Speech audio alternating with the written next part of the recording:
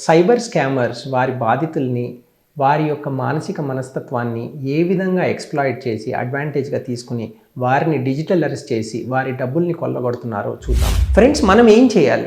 ముఖ్యంగా ఇది తెలుసుకుంటే ఫస్ట్ సగం ప్రాబ్లం అక్కడే సాల్వ్ అవుతుంది. వీరు యూజ్ చేసే టెక్నిక్స్ అథారిటీ బయాస్ అని చెప్పాను, తొందరపాటు క్రియేట్ చేయడం అని చెప్పాను, ఒంటరితనం ఎవరితో కలవనీయకుండా చేస్తారని చెప్పాను.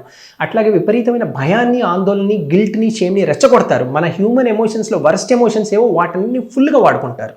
ఫస్ట్ ఇది మీకు తెలిస్తే నెక్స్ట్ టైం మీకు ఇలాంటి ఫోన్ కాల్ వచ్చినప్పుడు వెంటనే మీకు అర్థమవుతుంది. ఒక 2 నిమిషాలు కనుక మనం గాలి పీల్చుకుని ఏంటి ఇది, దీనికి జరగడానికి ఏమన్నా అవుతుందా, నా గట్ ఫీలింగ్ ఏం చెప్తా ఉంది, గట్ ఫీలింగ్ అని ఉంటుంది కదా, అంటే మన ఇంట్యూషన్ మనకి ఏం చెప్తా ఉందని ఒకసారి ఆలోచించినట్లయితే మీకే విషయం అర్థమవుతుంది. ఇంతమంది ప్రధానమంత్రి నుంచి మనకు ఫోన్ కాల్స్లో డైలర్ టోన్స్ కూడా ఈ మధ్య ఇవే వస్తున్నాయి, జాగ్రత్తగా ఉండండి, డిజిటల్ స్కామర్స్కి మీరు బానిసలు అవ్వద్దు అని. అయినప్పటికీ ఇంకా ఇవి జరుగుతున్నాయంటే ఈ ఎక్స్టెంట్ ఎంత ఉందో మీరు తెలుసుకోవచ్చు.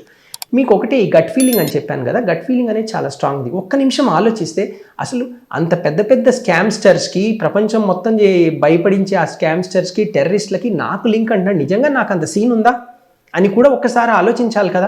అలాంటి పెద్ద పెద్ద వాళ్ళతో మిమ్మల్ని లింక్ చేసి మీరు వాళ్ళలాంటి నేరాలు చేశారు, వాళ్ళలాగా మీకేవో అవుతాయని మిమ్మల్ని లింక్ చేసినప్పుడు కూడా ఒక్కసారి మీరు ఆలోచించాలి.